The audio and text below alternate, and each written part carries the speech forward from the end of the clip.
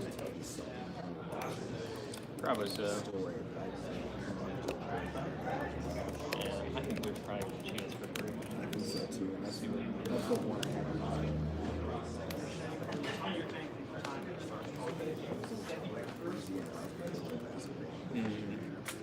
And then like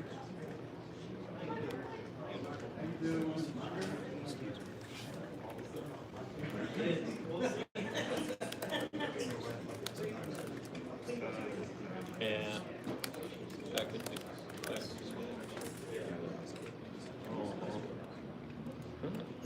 or more pieces age.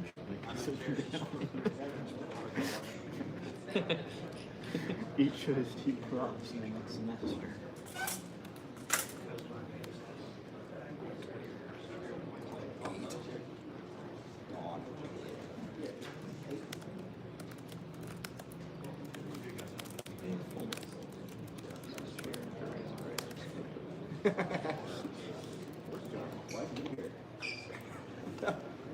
Talked to him on the way to the present. Did you? Jokingly Yeah. asked. That's been most of the balls is Trey showing people the proof that he doesn't be stolen carrots.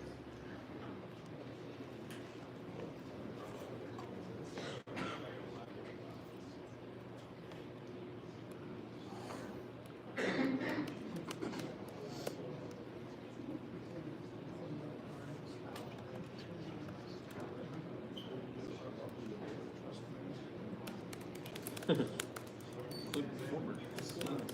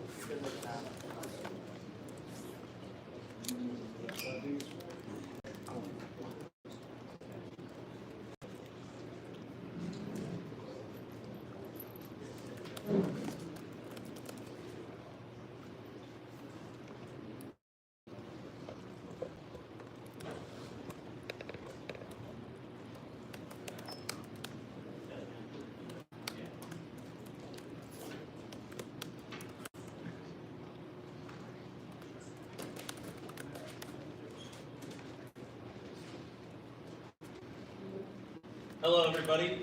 Welcome to Trey Smith's press conference today. Quick run of show for you guys. Coach Pruitt is going to come first to give an introduction. Then Trey is going to make an announcement, followed by he will take a few questions. After that, Dr. Chris Klink will give a brief update on Trey's medical situation. And then afterwards, Trey and Coach Pruitt will be available off to the side to take a few more questions. Thanks, Coach.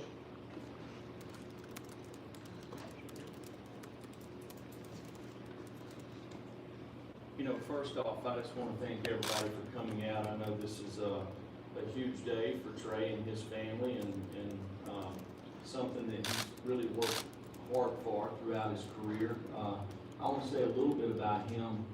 First off, as just a student athlete, a representative of the University of Tennessee. I've had the privilege of coaching a lot of outstanding young men throughout my career, and I would say that Trey is as good a student, as good a representative, as good a teammate as any that I've ever been around. The circumstances that it's kind of been presented to him over the last 24 months were very unusual, and the fact that he's been able to overcome them and become the type of player that he has become without the opportunity to being able to participate every day in practice. Can't say enough about his work ethic, his commitment to excellence, you know, on and off the field, but really he's probably one of the better football players in this entire country, and he's done that not being able to practice each week. And if you know anything about the game of football, it's a developmental game, especially the position that he plays. You know, you're sitting there relying on 3 or 4 other guys beside you, but the fact that he's been able to to plug in there on Saturdays and be able to produce and play at the level that he's been able to play at speaks volumes of him and his commitment to excellence. With that, I'm gonna let Trey come up here and talk.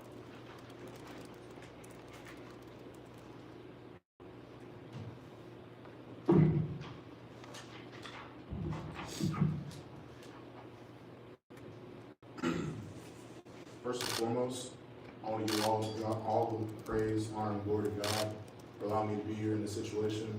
I want to thank you all for coming out today. I have a long list of thanks before I begin. I want to thank my family and friends for being by my side.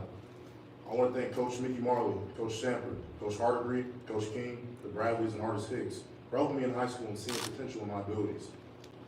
I want to thank Coach Pruitt, Coach Fulmer, Coach Friend, Coach Fitzgerald, Coach Mike Farrell, Coach Cameron Clemens, and the entire coaching staff for their wisdom, guidance, and support.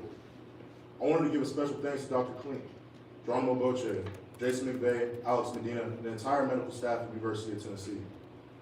I want to thank all of my teammates from past and present who I've grinded with, struggled with while playing football. I want to thank all of All Nation for their continual love and support for not only myself, but my entire team throughout the years. You see, my story begins in West Tennessee in a city named Jackson. Ever since I was a child, I dreamt of playing SEC football. I used to pray and ask God that He would make me 6'5", so I could be big enough to play the game I love. Fast forward to my sophomore year in football, and there I was, 6'5", and big enough to play the game at a high level. Shortly after I began receiving offers to play Division I football, I received numerous scholarships to major SEC universities. Life was great. Everything was great. However, the stark reality of life struck at an early age. My mother, Trey Smith, fell sick and died. Soon after, which completely crushed my world. Excuse me. From that point since, I've been on a mission to fulfill my promise to her. I had to decide what institution was for me. Ultimately, I had to choose home. I fell in love with university. From watching Juwan score the game winner at UGA to breaking the streak in kneeling against Florida.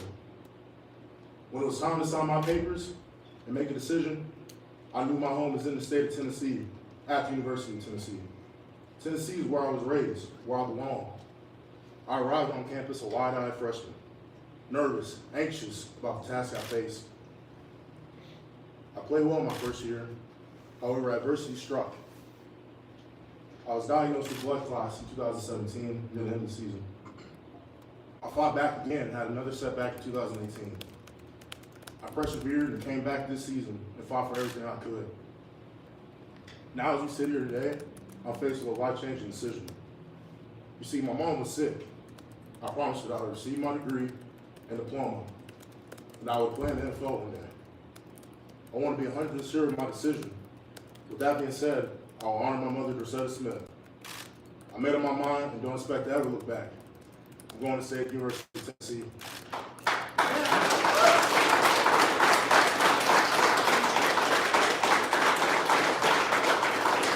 We'll take a few questions now. For Trey, please raise your hands. Steve? Just how difficult a decision was it, and ultimately, how difficult a decision, and ultimately why stay another year when you could have gone ahead and made a living doing this? Yeah, I think I left some money on the field, so to say. I think there are major things I can increase and be better at, be a lot more consistent with my game. I want to attack those areas and be better. Awesome. Trey, I know you're really close in that family. How much did you rely on your dad, your sister, when you kind of weighed the pros and cons, whether to stay or come back? Yeah, very, very heavy. We're a spiritual family. We took a lot of time to pray, think about it, did our proper research, make sure it was the right decision, and we came together and made a decision. Trey, do you feel like from a medical standpoint, it will help you show the NFL teams one more season and be in condition and being able to maintain? Yeah, absolutely. I think it will. David, right here in the front. Trey, when did you sort of realize this is the right move for you? Just thinking about it, we sent my film off and got evaluated by the college advisory board. They recommended I came back, just after thoughtful prayer and consideration, we decided it was the best option. Brent, and then Jesse. Did you have a number in your head that you needed to hear, or was there something you needed to hear from that advisory board that would push you to go ahead and leave or push you to come back? Did you have that in your mind, and how long have you kind of had that thought in your mind in terms of what you had to have from it, in terms of news? Yeah, I wouldn't necessarily say it's a number, you know, just want your stock to be as high as it can be. You know, I just feel like as a player, I have a lot more things I need to fix in order to get at a higher level and play the game, you know. Play the game the way I know I can play it. Jesse, then Trey. Trey, Jeremy in the back. Jeremy talked about it, you know, the offensive line being a developmental position. Everyone knows that you weren't able to practice much this past season. Is there kind of a plan in place for next year now that you are returning to get back on the practice field more? Is that something that you've talked with the doctors, with Coach Pruitt, and kind of like Tennessee? Yeah, you know, we have a great plan here at the University of Tennessee. We have a great medical staff. You know, talking with Coach Klink, Dr. Klink, excuse me. But, you know, we have a great plan. You know, anything he feels comfortable with, we're going to stick to it. You know, this plan's worked this far. So. Trey, then Blake. Trey Wallace right there. Did you have time to speak with teammates before this announcement, and if so, what was their reaction? Yeah, I didn't really tell anybody the truth. I like that. I just sort of left them in the brain a little bit. Blake and then Steve. Trey, you mentioned wanting to get better in some areas next season. Can you kind of elaborate maybe some of those areas where you think you can improve your game as a senior? Yeah, man, there's, where do I start? Balance, body control, overextension, being too aggressive at times, which I think is just a timing thing. Just got to play the game under control. You know, sometimes I get really over-aggressive. I just want to kill everybody when I'm out there. But, you know, it's playing with controlled violence. That makes sense. Steve and then Austin. You talked about wanting to graduate. How close are you in terms of being on track for your degree? I should be able to graduate in May. Austin. Trey, did you have a chance to kind of, you know, talk to Peyton or anybody else that's kind of went through a similar decision and kind of pick their ear about, you know, what was, you know, or was it just a different situation? I just think it's sort of a different situation. You know, it's just sort of, it's my decision at the end of the day. You know, it's going to be my life. So I just sort of felt like, you know, I could rely on the information I was getting. I was confident in it. And I'm confident in my abilities. You know, I had a good plan, you know, a proper plan to, like, come back better. If that makes sense. Couple more, Brent. Trey, when did you make the final decision? I know you said after the bowl game, you know, you want to take some time to celebrate. Did you have a pretty good idea then what you were going to do, or was this something once you got back from Jacksonville, got with your family, that you really honed in, were you really still wide open through the whole bowl game and the whole bowl process? Yeah, I was just thinking about it the whole time. Honestly, just, you know, making decisions. Obviously, when we get what people know what we're talking about, you know, together, we made a better, you know, decision, conclusion, essentially. Jordan in the back, and then Gene will be our last one.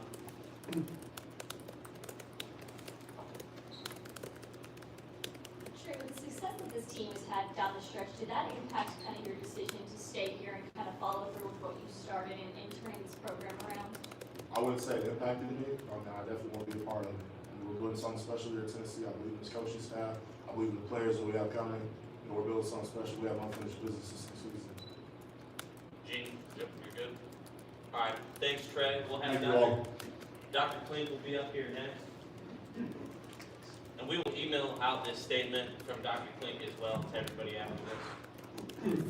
Well, thanks for the opportunity to talk as well. Unfortunately, I don't do this very often, so I made some notes here.